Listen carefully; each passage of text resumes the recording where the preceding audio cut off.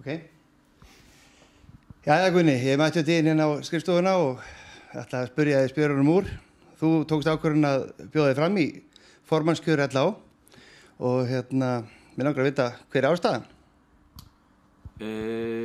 Ástæðan er svo, ég sogaðist nú einhvern veginn inn í þessi félagsmál hestamanna eftir að hafa verið dregin inn í landsliðsnefnd af félagi hrossabænda og hafði nú aldrei hugsað mér að vera neitt að vinna í þessu félagsmálum, en svo bara eftir að hafa verið komið þangað þá er maður bara þannig að maður hellir sér í málin og náð mjög flottum árangri þar og gert fullt af góðum hlutum og þorðum að taka ákvarðanir, þorðum að gera breytingar og ég held að það sé bara komið að því að gera fullt af hlutur sem ég sé spennandi að fara að gera innan samtakana og í þá fleiri málum heldur en þessum afreksmálum. Ég held að við þurfum að horfa á greinina í heild og reyna að bæta ásýnd hennar, auka út á við sýnileika, meira þá sem fjölskyldusport, sem útivistarsport, sem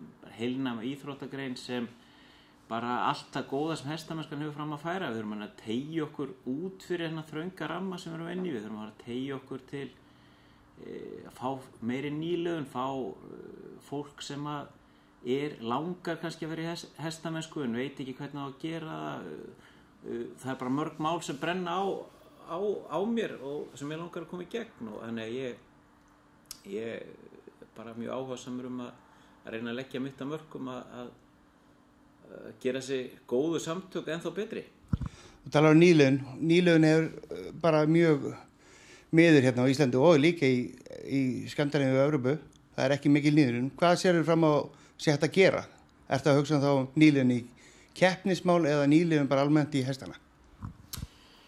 Ég held að þetta snúist nú fyrst og fremst nýliðun í almenna reiðmennsku. Við sjáum bara, við förum upp í Víðidal eða þessi stóru hestakverfi á vorin og sumrin, það iðar alltaf af krökkum sem eru á áhuga á því að fara í hestamennsku. Það eru reiðskólar, frábæri reiðskólareknir og mikið af krökkum og mikill áhugi, en síðan hafa þessi krakkar engin tækifæri til að halda áfram. Þau svolítið svona, ef foreldrarnir ekki í hestamennsku þá detta þau bara út og við missum þessa krakka yfir í aðrar íþróttagreinar og við þurfum bara að búa þannig hnútana eins og hestamannafélagi Sörli verið að gera og fleiri félög, en þetta þarf að koma frá landssamtökum. Landssamtöki þurfa að leggja einhverja línu, það er ekki hægt að ætlast til þess að hvert og eitt hestamannafélag sé að finna upp hjólið. Við þurfum að koma þessu þannig að dóttir mín 6 ára, þegar ég ákveð fyrir hana næsta haust eða þar næsta í hvað íþróttagrein ætla ég að skrá hana, fótbolta eða fimleika, og þá vil ég bara að valið geti bara verið hestamennska, bara að hún geti farið 2 í viku í hestamennsku. Það sé, og þá sé bara, en þetta gerist auðvitað ekki sjálfu sér, en það þarf að sækja fé, það þarf að ganga frá tryggingamálum, það þarf að semja við sveitarfélögum, það þarf að hlúa almenningssamgöngum, en ekkert af þessu er að mínum að þetta óyfirstíganlegt og þarna þurfa landssamtökin að fara svolítið í forystu. Þau þurfa að ýta þessu svolítið og aðstoða félögin, búa til einhvern ramma þannig að félögin geti hvert sig unnið þessi mál, og ég held að þetta eigi vera númer 1, 2 og 3 því að þetta er fólki sem mun halda uppi hestamennskunni til framtíðar. Gamli kallar þessu, við eldumst bara og þú veist, jú, við eignumst börn, en þetta fjarar út ef við náum ekki, og við erum að ná þessum krökkum fyrr, við erum að ná þeim snemma, við erum að ná þeim bara 5, 6, 7 ára áður en þau festast, áður en þau stabilisera sig í einhverjum öðrum íþróttagreinum.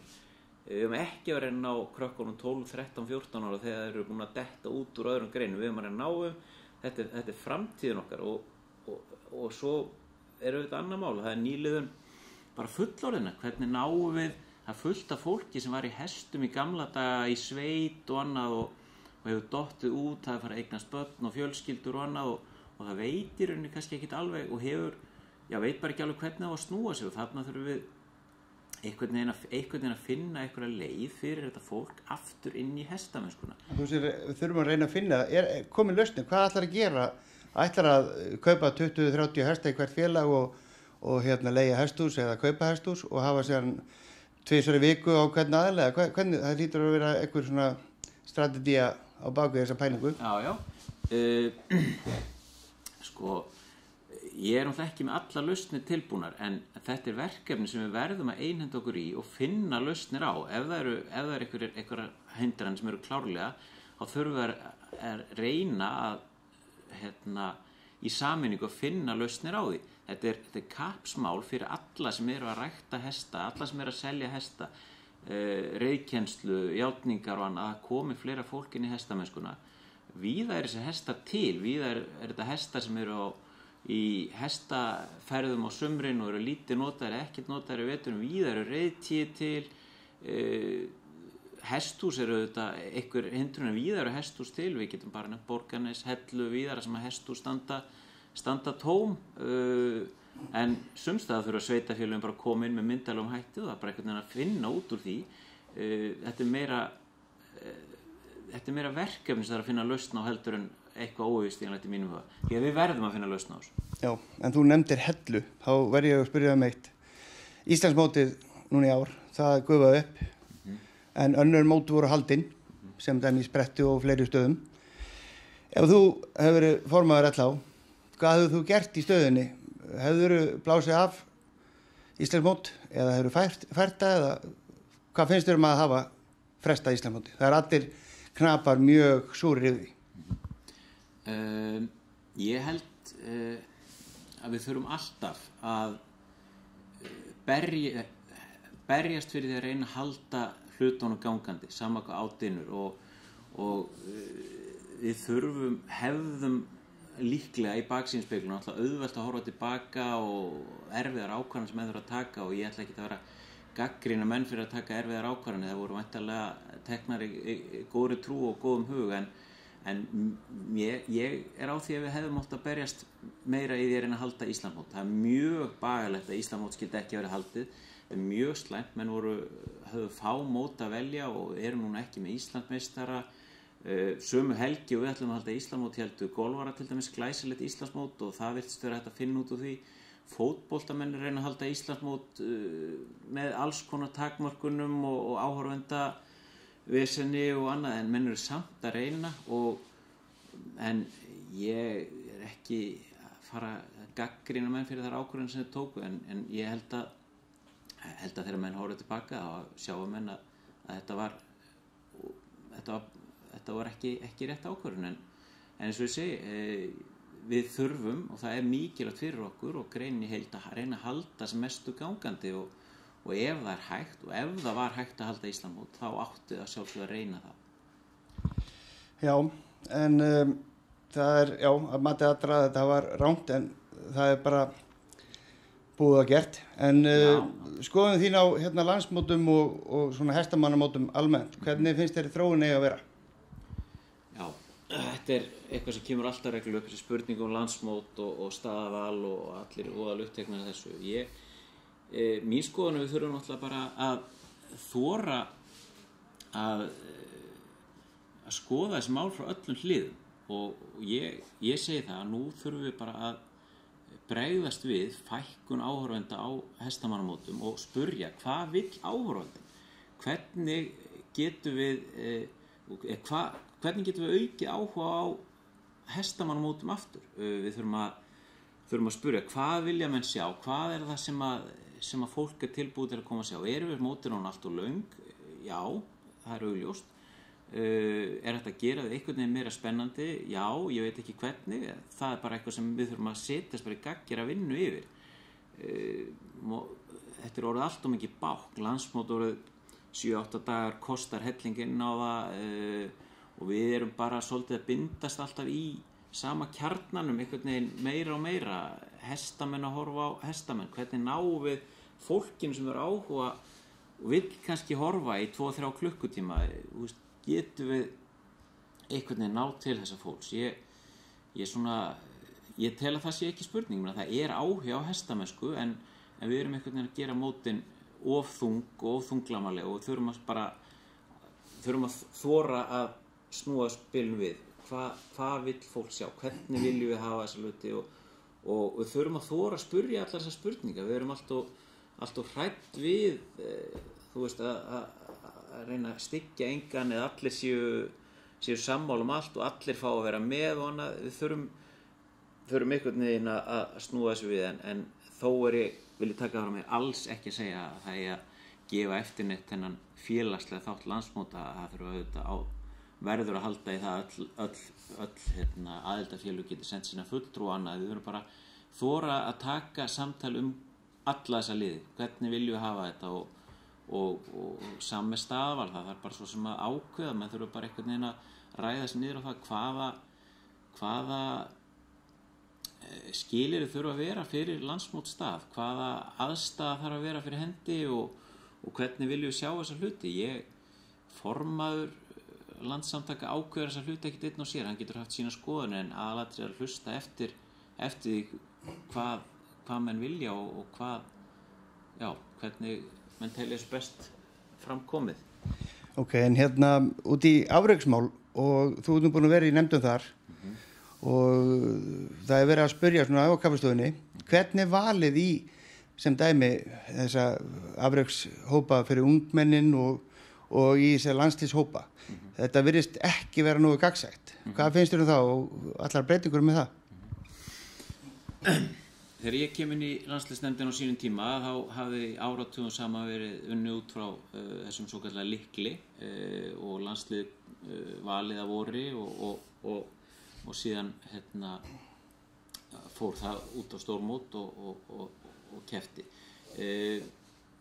Ég vildi sjá það og við sem með mig vorum þarna á þessum tímapunkti að þetta mál tekið til algjörar uppstokkunar og þá með það í huga að bara vinna markvissari afreksstarfi okkar toppknappa og grunnurinn af því var að vinna með landslið á heilsársgrunni, bæði fullorðinsllandslið og U21 landslið og það er komið núna í gang og bara sýnt hvor þjálfarinn sem ber ábyrgð á sínu liði.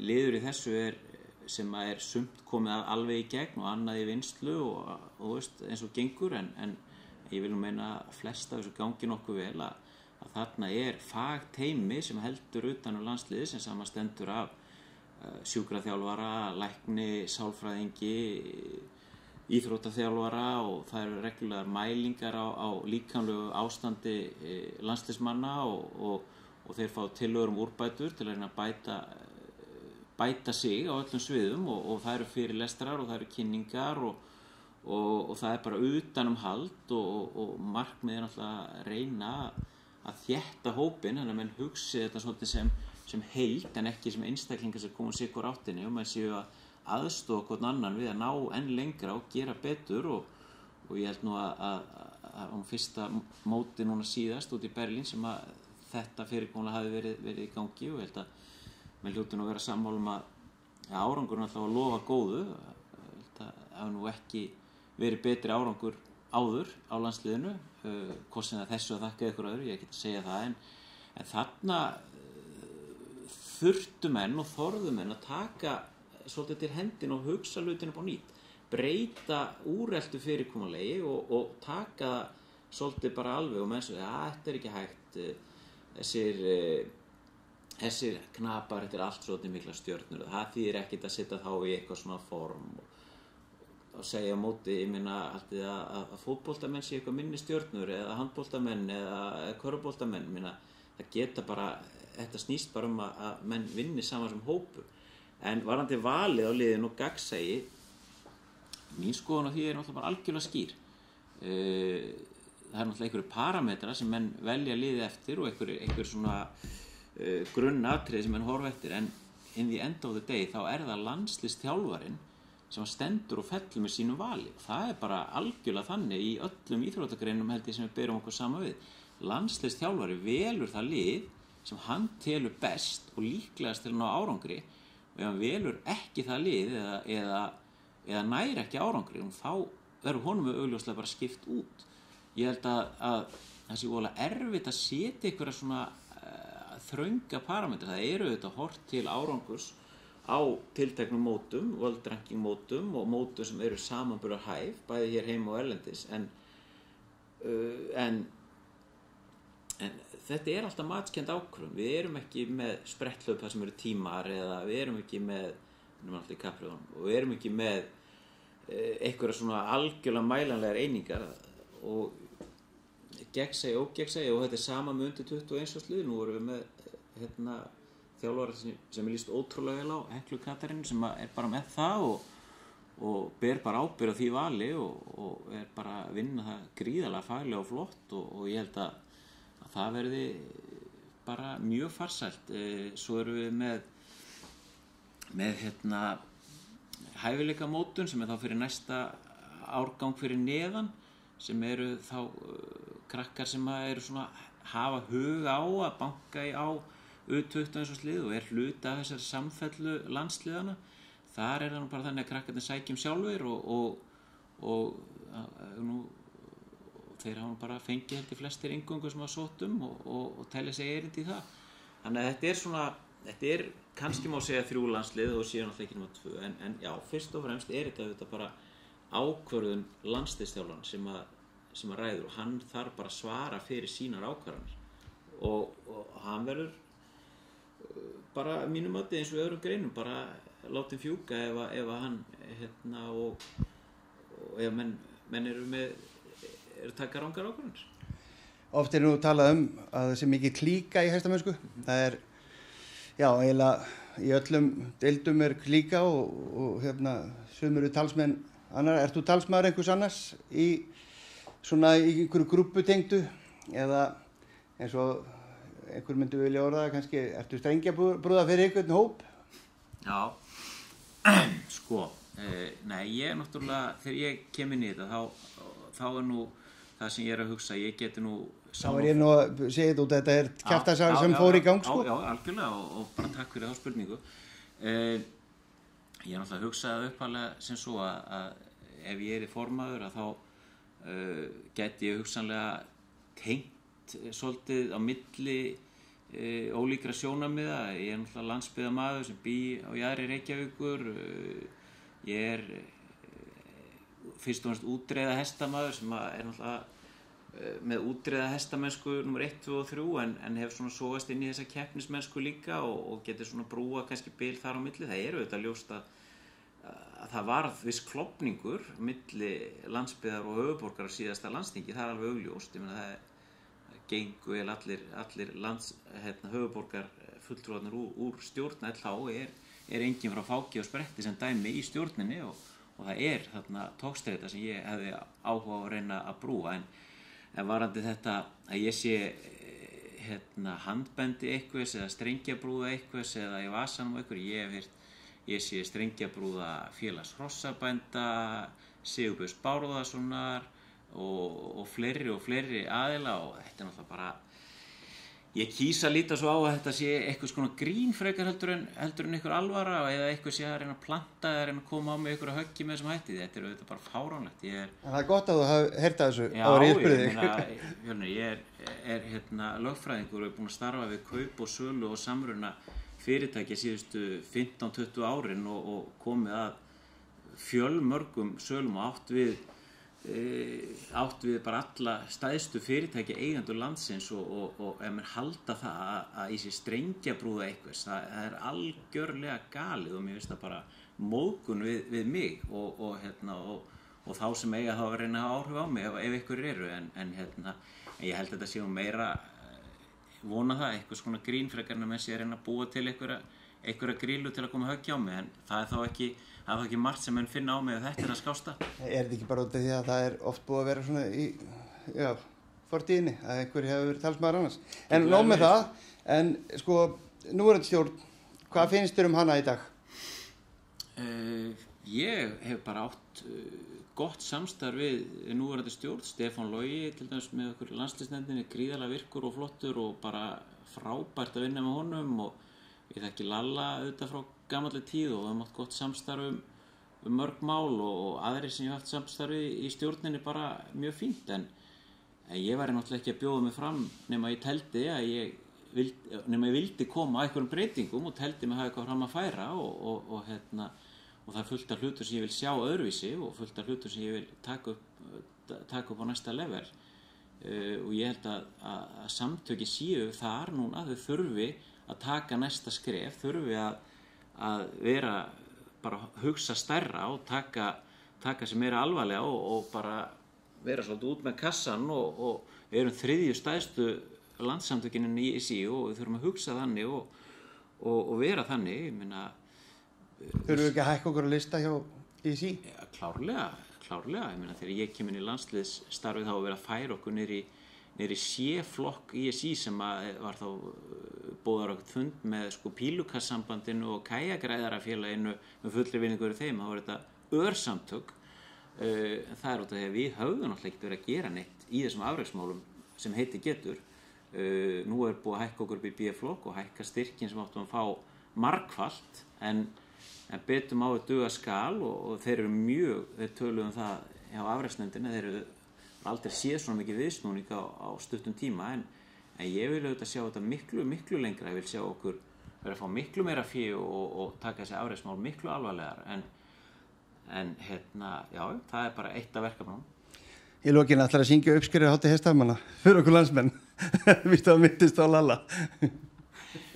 Ég er nú alveg liðtækur sko en nei, við erum ekki að kannski bara fá Lalla til að koma halda í þá hefð. Já, svona eitthvað að lokum sem þú vilt koma framfærir?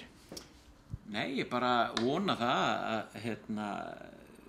þessi barátta verði barátta, þetta er bara sjálfboða starf sem ég bjóða mig fram í en menn haldi þessu bara á heiðarlegum og jákvæða nótum og ég mun alltaf að gera það og ég vona að menn geti gengið bara ósári frá þessu. Ef ég tapa þessar kosningu þá mun ég bara unna því glaður, eða ekki glaður en ég mun kyngja því vel og reyna þá bara að leggja mitt að mörkum áfram það sem ég hef verið í landsliðsnefndinni eða ykkur öðru en ég held að